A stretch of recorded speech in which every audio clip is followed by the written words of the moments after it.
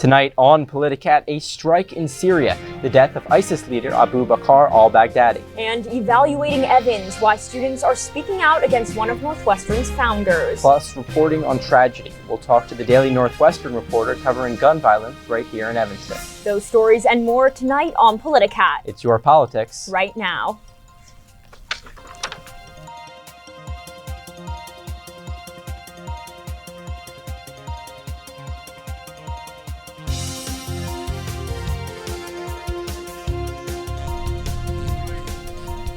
Good evening and welcome to Politicat. I'm Justin Sweetwood. And I'm Joey Safchik. Lots to cover this week, so let's jump right in. The Chicago Teachers Union strike has entered its third week. Union President Jesse Sharkey said in a press release this weekend that the two sides were $38 million apart from a deal, while CPS COO Arnie Rivera told the Chicago Tribune the disagreement is closer to $100 million. Meanwhile, stakes and consequences are mounting for both teachers and students. CPS canceled the ACT scheduled for last Saturday. The PSAT and SAT on Wednesday could also be canceled or postponed. Now, this might affect early college application deadlines. Teachers may also lose their health insurance on Friday if the strike isn't resolved. But the CTU told the Chicago Tribune that costs could be reimbursed when the union has a new contract. And now for a Brexit update. The European Union has granted the United Kingdom another extension. The UK is now set to stay in the EU until January 31st. Following the announcement, Prime Minister Boris Johnson successfully advocated for a snap election, which will be held on December 12th. This could drastically change the negotiation process by changing the party balance in Parliament. This may end the gridlock that has prevented Parliament from making an agreement with the EU. Former Congressman John Conyers Jr., who was the longest-serving African-American representative in congressional history, has died. He was 90. A champion of civil rights legislation, Conyers co-founded the Congressional Black Caucus in 1971. A Democrat, he served areas of Detroit for more than 50 years.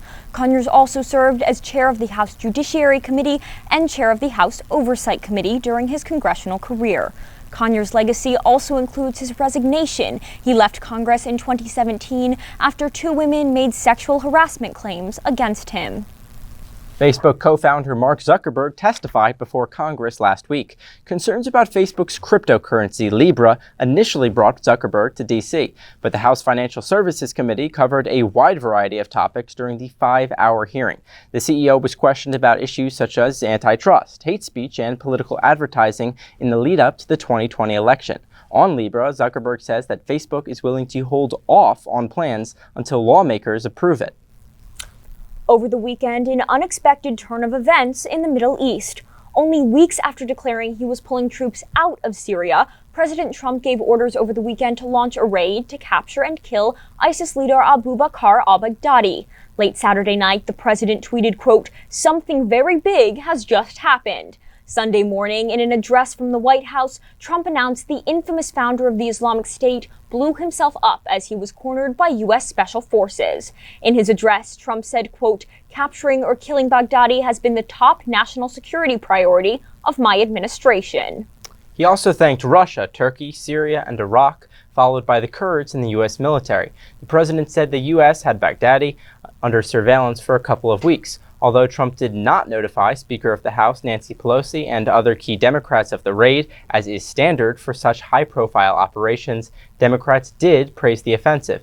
And there's so much to talk about here, so we'd like to welcome in our panel. We've got Sachin Shukla of the NU Political Union and Dylan Clausen of the Northwestern College Republicans. Thanks for joining us. Thank you. So this was a big and sort of unprecedented commander-in-chief moment for President Trump. What are the major takeaways? I'm not sure that there are a lot. So with respect to ISIS was gone anyway, at least as far as on the ground goes. I think the much bigger ramifications as far as ISIS is concerned has a lot more to do with a lot of ISIS fighters being released from prisons following the Turkish invasion of Kurdish territories. I think there are certainly going to be some political ramifications for Trump. We don't yet know what those will be, but I'm sure they'll be there. Just to push back a little, you say ISIS was gone, but there's been a lot of chatter over the past few weeks since President Trump announced he was pulling out. of Syria about the very real possibility of ISIS coming back as an international threat. Sure, but the thing is, ISIS was gone because the United States was there, and because the United States pulled back out. That's what led people to be afraid that ISIS would come back.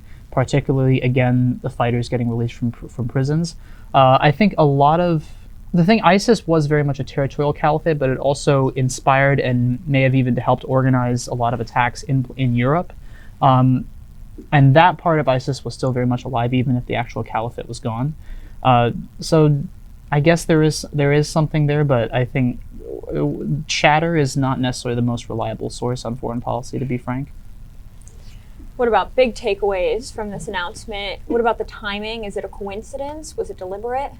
Yeah, well, the timing of this raid likely lined up because, Baghdadi had been under surveillance for a couple of weeks off of information that had been gathered by the Kurds on a positive ID that Baghdadi was indeed present where he was found. Politically, the ramifications of this are likely a positive for President Trump in the sense that he has gotten something that is generally considered to be positive in the killing of the ISIS head, as well as the presumed new leader just shortly after. There has been some coverage of it that has been a little more mixed, which has been more interesting to follow. But generally, this is a victory for Trump, especially after pulling out the 50 to 100 or so troops that had been stationed in the area. That the odds of an ISIS return don't look as great when not only the head, but also the neck have been taken off of the organization. Now, Dylan, before Trump's announcement, there was already news that 500 U.S. troops would be remaining in the region to protect the oil fields in Syria. What message does this send to U.S. allies and the rest of the region in general? Right. Well, these troops are remaining in oil-based regions primarily because that is how ISIS was able to fund themselves for their strongest period. So that's why American troops are still remaining, is that ISIS doesn't have the opportunity to reclaim some of that territory. Because if the ISIS or any other terrorist organization coming up off of a similar basis is going to be able to find any rapid footing, it will be through those kinds of financial resources. So, Sachin, what's the overall message here? Are U.S. troops sticking around or not?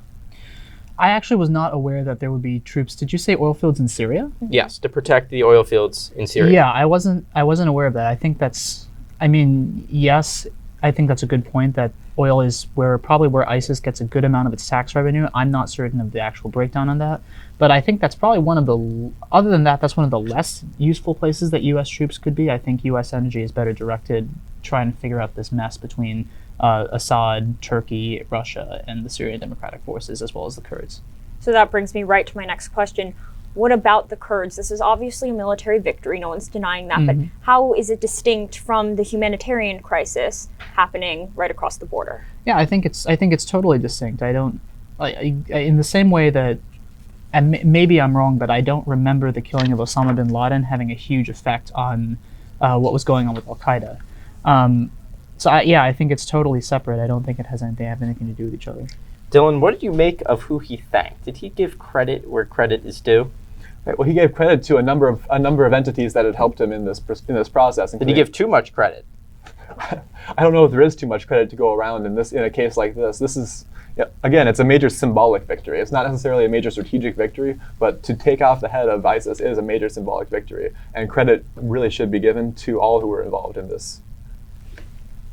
So I don't know the specifics of the raid, but I don't really know if Russia and Turkey were all that involved. I think it also was at a very bad time, just given all the mischief that Russia and Turkey have been pulling in the region. And it's also not a great message. If those were the people that were involved in the raid as well, I think just in terms of the Western system of alliances, NATO and all that, that's a very bad sign. Like, why are we involving Russia and not the UK? Why are we involving Turkey and not France? I think that is a concern, at least. So what does this mean for stability in Syria, if anything? What does the raid mean for stability in Syria? I think it doesn't have that much of an effect because, again, ISIS was pretty much a non-issue in Syria. I'm much more concerned about the other international actors at this point.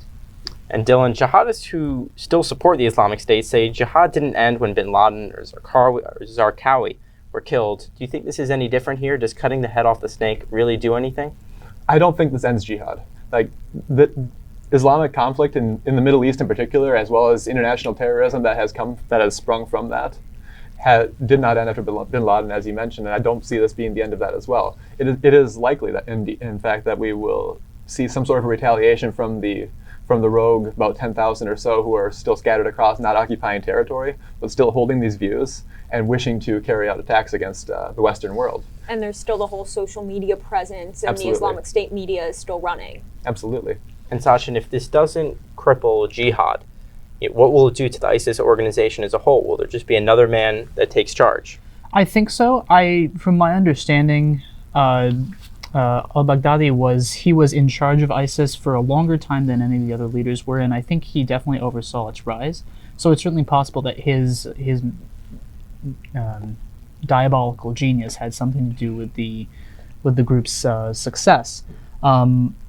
I do think that it may galvanize terrorists, and I think that's one of the bigger concerns with ISIS as foreign fighters, because we had jihadist attacks in Sri Lanka, we've had them all across Europe, they may even come here.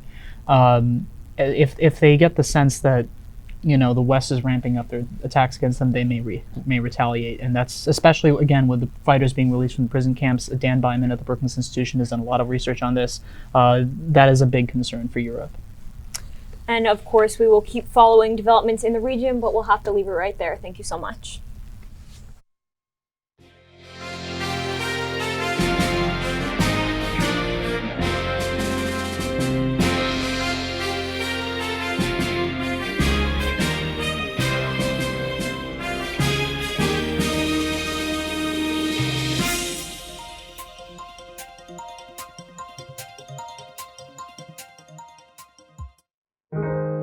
At Northwestern, we're wildcats in every way.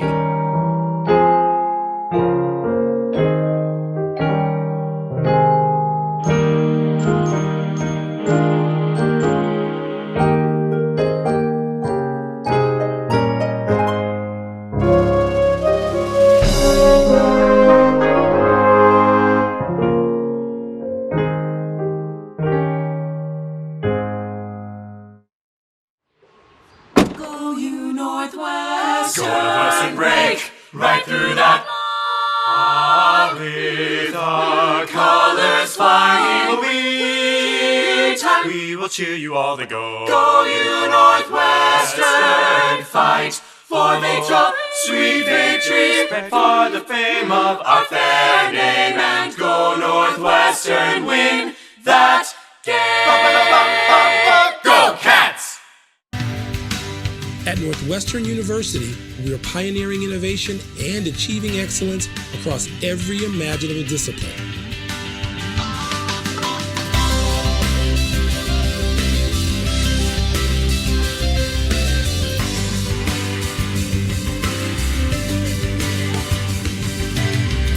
Northwestern University, the possibilities are endless.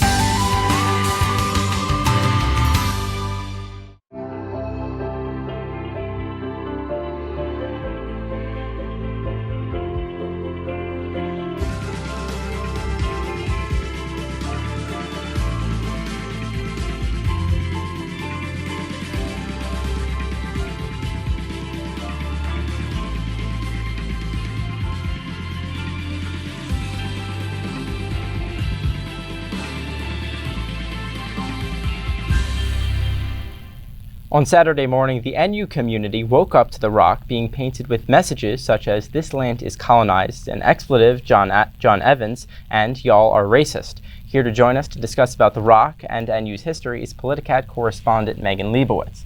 Now, Megan, before we get into this, I'd like to explain to the audience a little more about who the rock was specifically referring to, John Evans. He's one of Northwestern's founders, and Evanston is named after him. But he was also the governor and superintendent of Indian Affairs of the former Colorado Territory during the Sand Creek Massacre, in which U.S. Army cavalry soldiers killed about 150 Native Americans in Colorado. What do scholars say about Evans' role in the massacre? So there was a 2014 study that was conducted in part by Northwestern scholars, and it came to the conclusions that although there's no evidence to indicate that Evans helped plan the massacre, he helped create a situation that made the massacre possible. And on the other hand, though, University of Denver, which was also co-founded by Evans, published their own study. And that study goes further in indicting Evans in the Sand Creek Massacre and also says that he authorized, quote, indiscriminate violence against Native people during his time as governor. Is there any particular reason this is of relevance today? Why are students talking about it right now? Well, despite these studies, there's still buildings on campus that are named after John Evans, like the Alumni Center, the John Evans Center for Alumni, but we don't know yet who painted the rock, and so we haven't been able to ask them if the timing of this is significant at all. And what was the school's reaction? What did Northwestern have to say about the rock?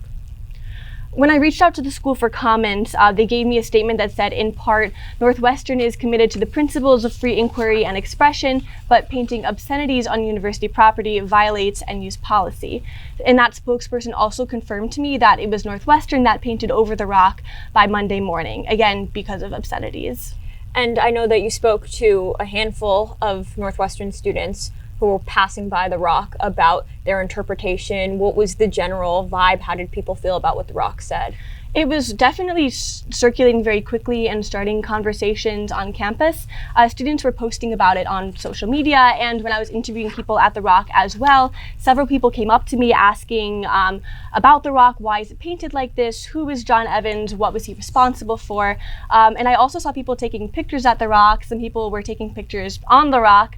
And tonight, some students are also planning on meeting to discuss the history of colonialism and exclusion, the initial rock painting, and the university's response. So it's definitely continuing a conversation on campus. Excuse me, Joey. It sounds like some students really don't know this history, so the rock is actually serving to inform students about something we don't talk about very often on campus. Absolutely. And like I said earlier, many people are not aware of the history of John Evans. Not only students, but alumni and Evanstonians in general were walking by, looking at it, asking questions. So it is definitely sparking conversations to take a look at Northwestern's history. Definitely an appropriate time to reflect on Northwestern's history. Thanks so much, Megan. Thank you.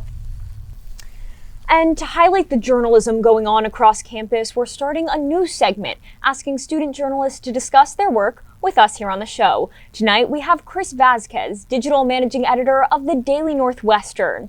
His video series, Toppling the Trigger, focuses on gun violence here in Evanston.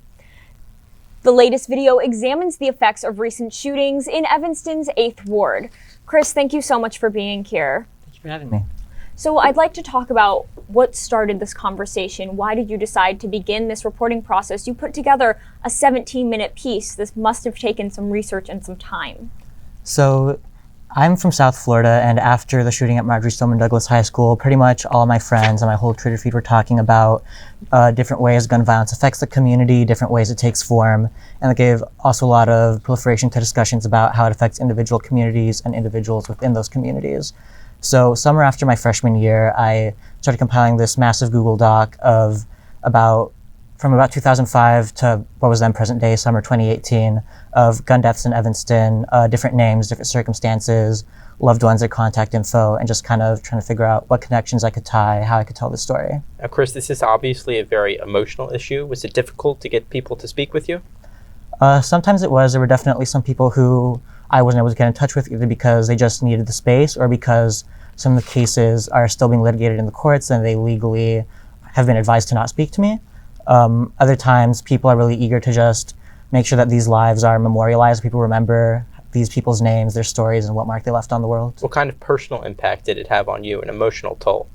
I think it could get difficult. You only hear so many of these stories before you start thinking about what if you were in these shoes? What if your loved ones are in these shoes? What circumstances would you be in? And you really start to see, especially in a small community like Evanston, how this issue could pretty much affect anyone. Are there any misconceptions that this piece can dispel? We talk a lot about gun violence as a Chicago issue, but what about here in the suburbs? Something one of my sources actually told me is that there's kind of this false notion that the further north you go, the less of an issue it becomes. I think one thing I found out through reporting this series is that that's not necessarily the case at all. When somebody is impacted by violence in Evanston, you really feel the ripples of that, and there definitely are people impacted by it here in a lot of ways. Thank you so much for being here, Chris. Thanks, Chris. You can check out his piece on the Daily Northwestern's website. We'll be right back with more Politicat.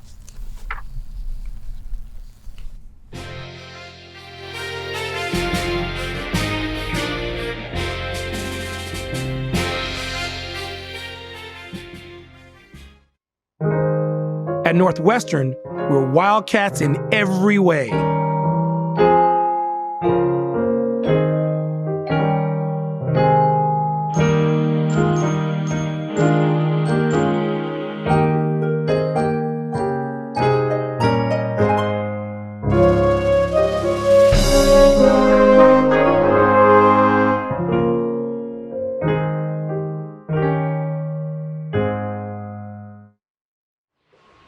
Go you Northwestern. Go Northwestern, break right through that.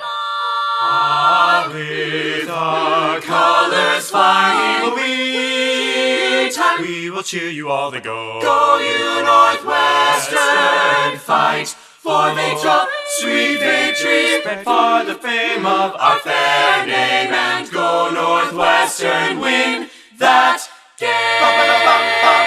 Go Cats!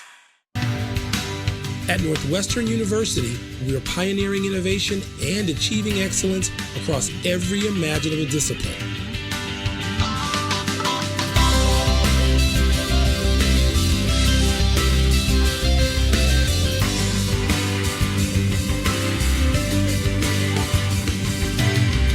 At Northwestern University, the possibilities are endless.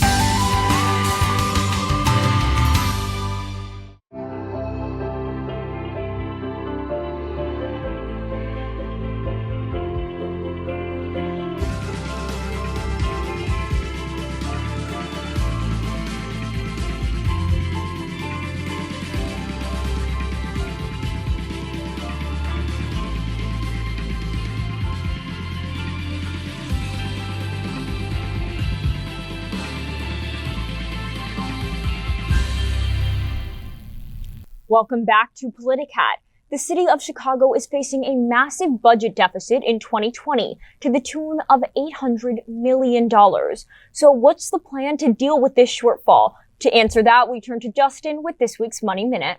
Thanks, Joey. This week, Chicago Mayor Lori Lightfoot unveiled her proposed budget. The plan aims to take on the city's $838 million deficit. But what parts of the proposal are most likely to affect you? Well, the budget includes an increased tax on single riders on apps like Lyft and Uber, as well as on shared rides downtown during peak hours. Meanwhile, the tax on shared rides outside the loop would go slightly down. It also proposes higher taxes on food and drinks in Chicago. When Lightfoot introduced the budget in a speech on Wednesday, she stressed first and foremost that the budget does not include a property tax hike. However, it relies on new legislature from the Illinois state government to fill the gap. This includes a graduated tax on real estate sales and making a casino in Chicago more viable. According to the Chicago Tribune, critics, including some of the aldermen Lightfoot needs to pass the budget plan, have expressed uncertainty about whether state lawmakers will actually vote for these proposals. Thanks, Justin. We know the news is especially overwhelming as news outlets focus on 2020 and the conflict in Syria. So here are some stories you might have missed this week. Yesterday, police in Greenville, Texas, arrested a man in connection with a deadly shooting. The suspect, 23-year-old Brandon Ray Gonzalez, allegedly killed 2 people and injured 12 at a party near Texas A&M's Commerce campus late Saturday night.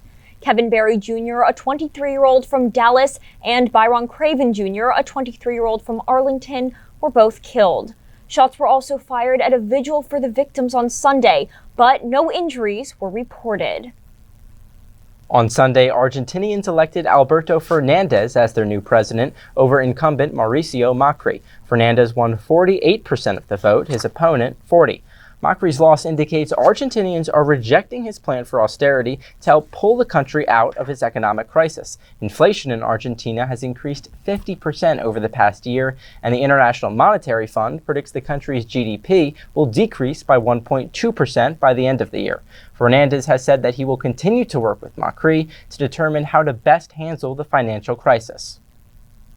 Last week, Google made a huge step towards, quote, quantum supremacy, which has been a goal for researchers since the 1970s. They successfully completed a task in 200 seconds that would have taken the world's largest supercomputer 2.5 days to finish. This technology is important. If a foreign power could develop quantum computers not much more advanced than Google's, they'd be able to decrypt other countries' messages and develop new technology at an unprecedented rate.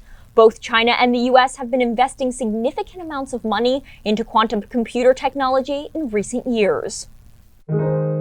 At Northwestern, we're wildcats in every way.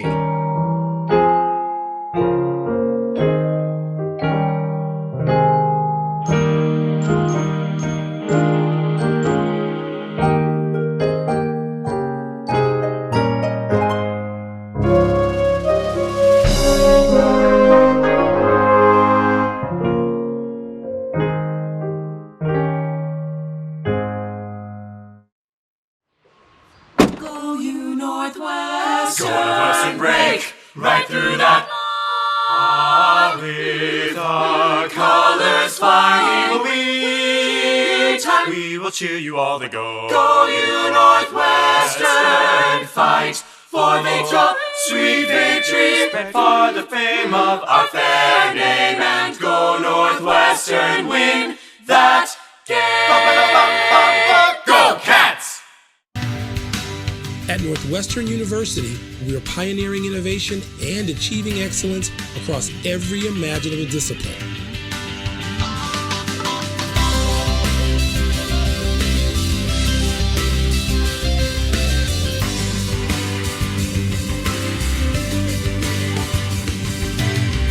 At Northwestern University, the possibilities are endless.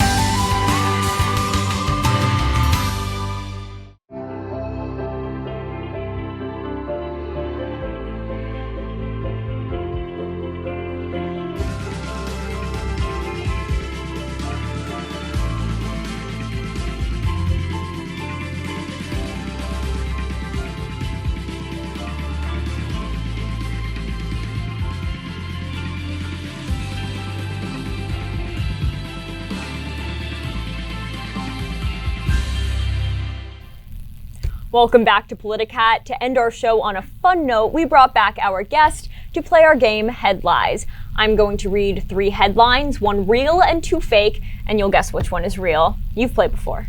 You haven't. You ready? It's a rookie in the house. All right, okay. Round 1. By the way, I also just realized why the name of the game is called what it's called. Headlines. Yeah, because headline. I'm very smart. Very smart. All right, presidential candidate Julian Castro is running a fundraiser that enters donors into a raffle to go see the musical Hamilton. That's number 1. Number 2, former NBA star Charles Barkley told Vice President Mike Pence to, quote, shut the beep up in response to his characterization of the NBA China controversy. And 3, President Trump's personal lawyer, Rudy Giuliani, has reportedly purchased an old-fashioned Razr flip phone in order to avoid a repeat of an incident last week in which he butt-dialed a reporter. Not the first time, which is true. I'm going to go with the second one. The second one is Charles Barkley. I also think it's the second one. You are both so smart. It is the second one. The Pete Razr Buttigieg, flip phone never goes out of style. I would just like to questionable. say that right Pete there. Buttigieg is doing the Hamilton campaign. With Chasten. With Chasten, Yeah, his husband. Chasten is- yeah. Exactly. All right, for round 2, we've got a theme going. Mark Zuckerberg's presence in the news lately has led to articles reflecting on his self-admitted idolization of Roman Emperor Julius Caesar. Elon Musk tweeted this week that if SpaceX can reach Mars, he will be, quote, the Caesar of Mars. And staying in the Caesar theme, Italian President Sergio Mattarella responded to critiques of his administration with the quote, et tu, Brute, referring to a famous line from Shakespeare's Julius Caesar. Which one is true? I have to go first both times? First both times? Oh, okay. Sachin. I'm just reeling from the stupidity of all those things. Let him go. You just... No. No, yeah. I'm going? Yeah, you just said. All right, you all right. went with the first one. All right. I don't know. Elon Musk? I thought I was doing this for like... Is the first one. the Dylan first one. comes out victorious. Mark Zuckerberg. Mark Zuckerberg. We always have a fake Elon Musk one. That's our secret. We have to That's start what the switching things tradition up. was. All right, that's all the time we have. Thanks for playing along. For all of us here at Politicat, I'm Joey Safchik. And I'm Justin Sweetwood. Thanks for watching. Good night.